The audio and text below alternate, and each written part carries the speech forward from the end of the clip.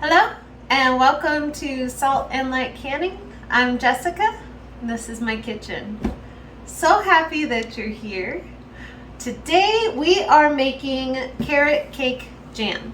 It's my husband's favorite and we gave a lot away for Christmas, so I need to resupply our shelves. Yeah, we're out. So my wonderful husband kindly helped me skin all these carrots. We're gonna get them grated up and in the pot with this fancy schmancy little grater thing.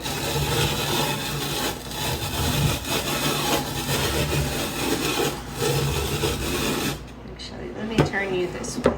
There you go.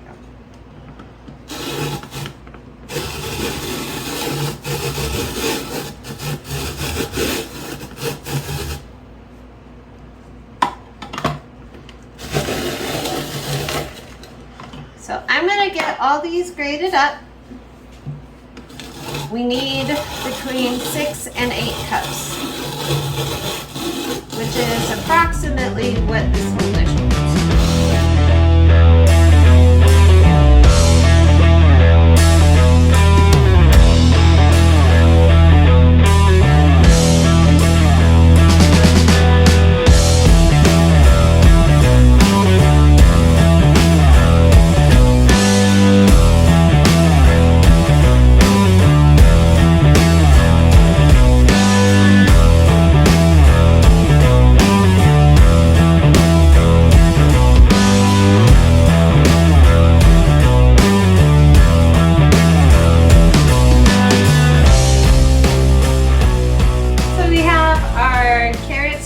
Thanks to my wonderful husband, and I'm going to dice up some apples. You could also use pears. If you don't like apples, you can use pears.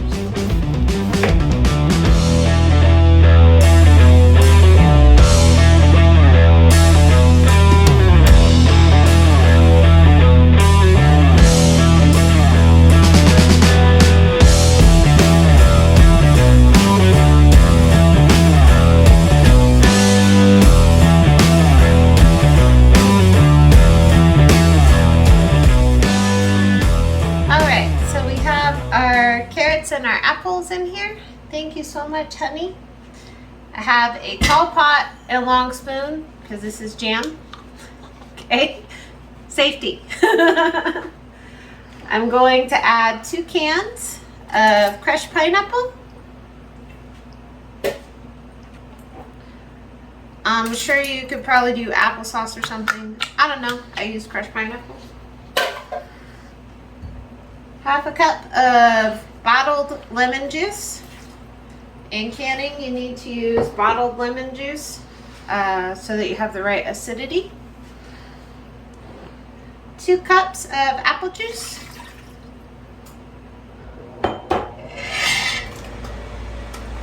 16 ounces of raisins.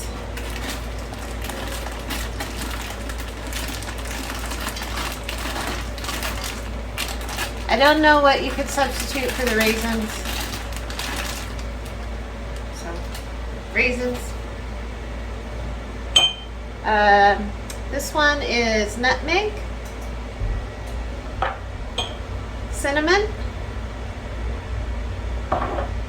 ginger, and cloves.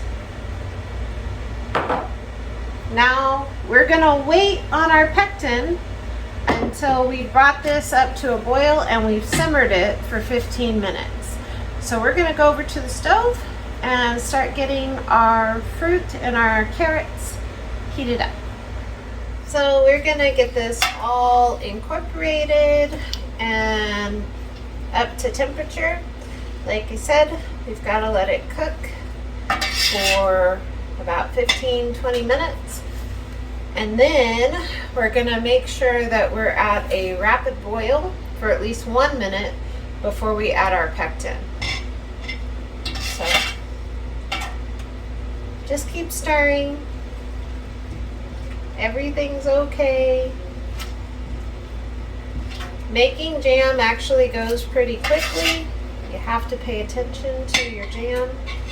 Otherwise, you know, it could burn. And when you add the sugar, it can bubble out. That's why you use a really tall pot. And also, when you add the sugar, it can pop and splatter. So you need a long enough spoon so that your hand is not down close to your food, because, you know, it's no fun. When you get burned in the kitchen, it's no fun. And when you're making a mess because you got bubbly, sugary jam all over your stove and the floor, and it's hot, and you don't want your dog to lick it and burn himself, and it's burning to your stove, don't do that, okay? So, we're just gonna let this cook and do his thing, and I'll come back when we're putting in the pectin. You act like I'm the only one that ever walked away for a second and came back to a big mess with their jam, okay? I'm not. I'm sure lots of people have done that before. This smells so very yummy, all the spices and the fruit. They need to make candles that smell like this.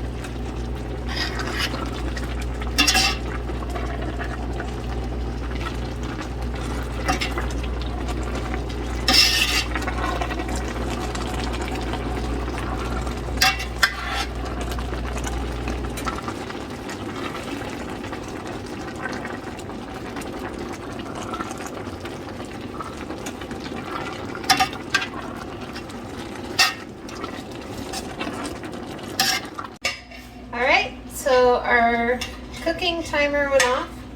I'm going to add my pectin. We've been at a rolling boil for quite a while. I'm going to add my pectin, and then we're going to bring it back to a rolling boil that I cannot stir down for at least 1 minute. And it'll probably be 2, maybe 3. We'll see.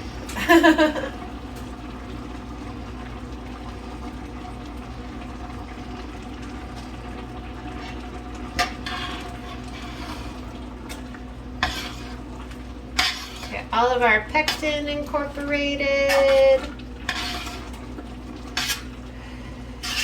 With the heat, get it activated.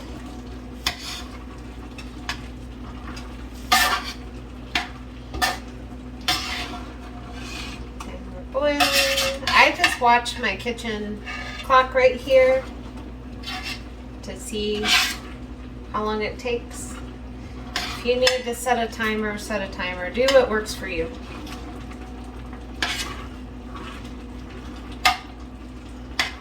You're making a face at me. Okay.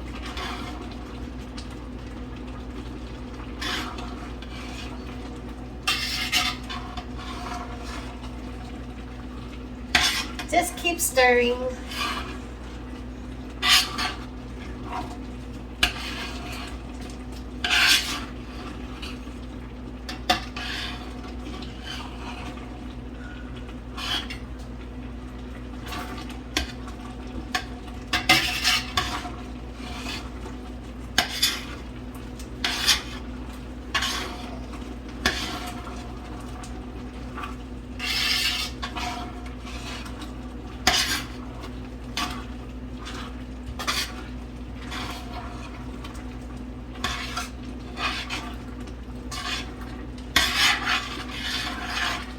All right.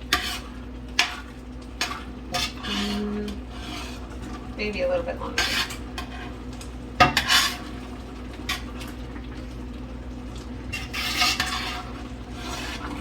When you've made jam for a while, you can start to see how things are going to set and how they're going to look, and you can anticipate what your end product's going to be. But the only way to do that is to keep practicing. So keep practicing, even when things don't turn out right.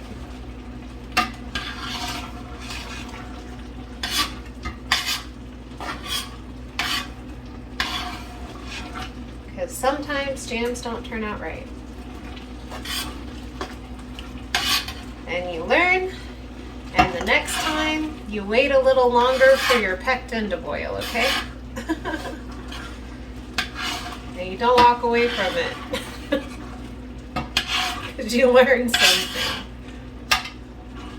Alright, I think we're ready. So with jam, you take all your sugar and you add it all at once. And you go, oh my gosh, that's a lot of sugar. It's jam.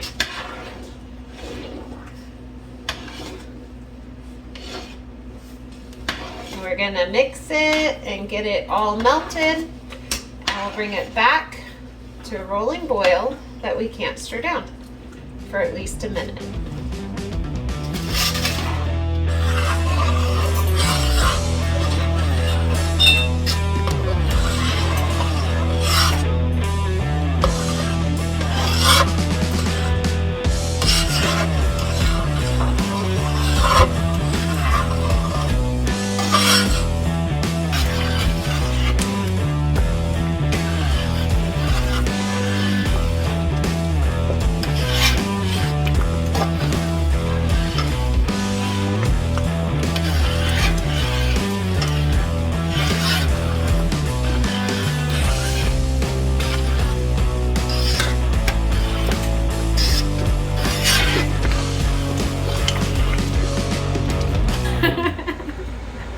We're ready to fill jars. All set up. Thank you, honey, so much. Everything has been through the dishwasher. It's all very clean. Washed my lids. Everything is very clean. Please, when you're canning, clean everything, okay? Don't just like, oh, let's just, don't do that. All right. Have my ladle here. And this wonderful funnel. We are gonna fill our jars to 1/2 inch or 1/4 inch of headspace.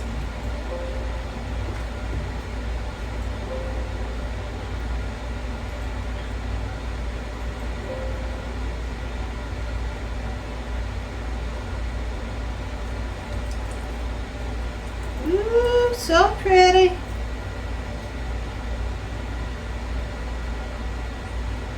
I love making jam. It's always just so pretty. Looks so pretty in the jar. Just love it.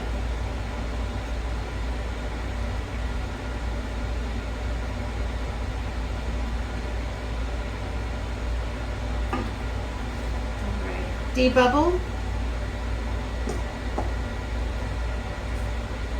I mean, it's mostly liquid, but you do have that chunky fruit in there, so you want to make sure that you debubble.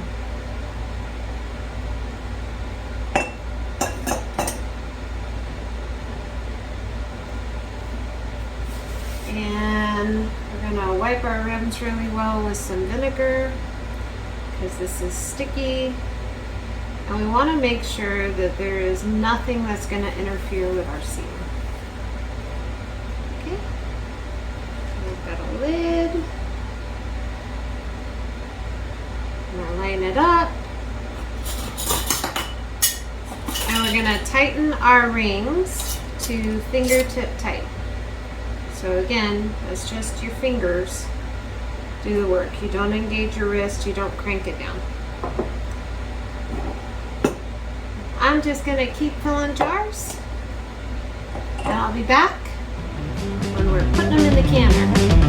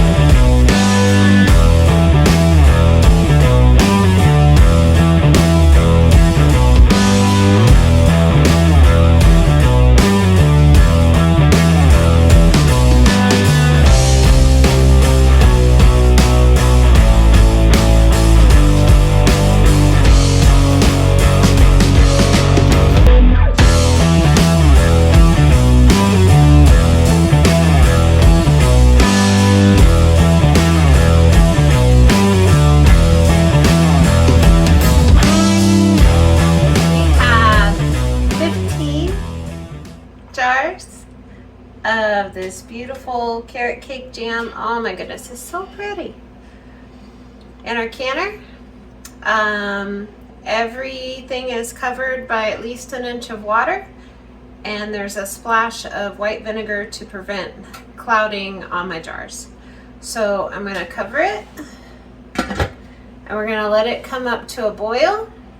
And once it comes up to a rapid boil, a rolling boil, we will let it process and boil in the canner for 15 minutes.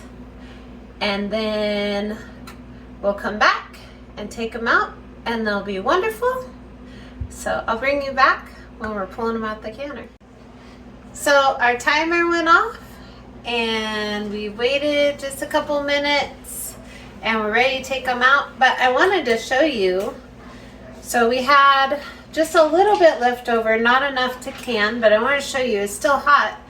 But this is going to set up so pretty, and it's so yummy. So you gotta taste it. It's so good. Okay.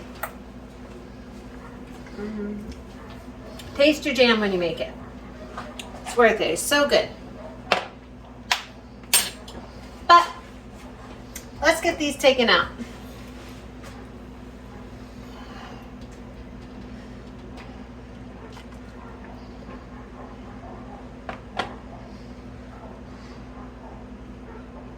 And yes, I line them up. You don't have to. Please do what makes you feel comfortable, okay?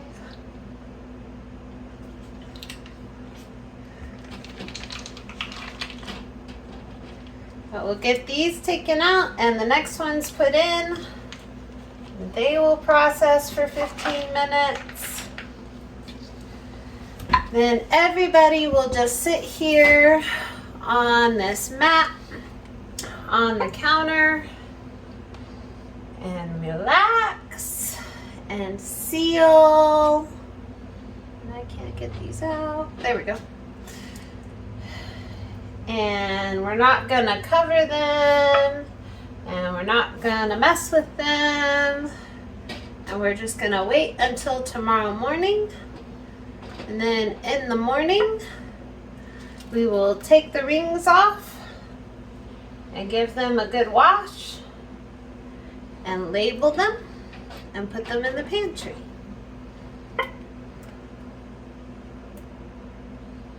That's another thing too. You don't want to store your jars with the rings on. So if you're not going to open it right away, don't leave the ring on. Because what can happen is your jar can become unsealed, and then the ring's on, and then it reseals, but it's not a true seal, it's a false seal. And then you could potentially eat spoiled food and get sick. Be blessed. Know that you are loved. Be a blessing to somebody else. We'll see you in the next video.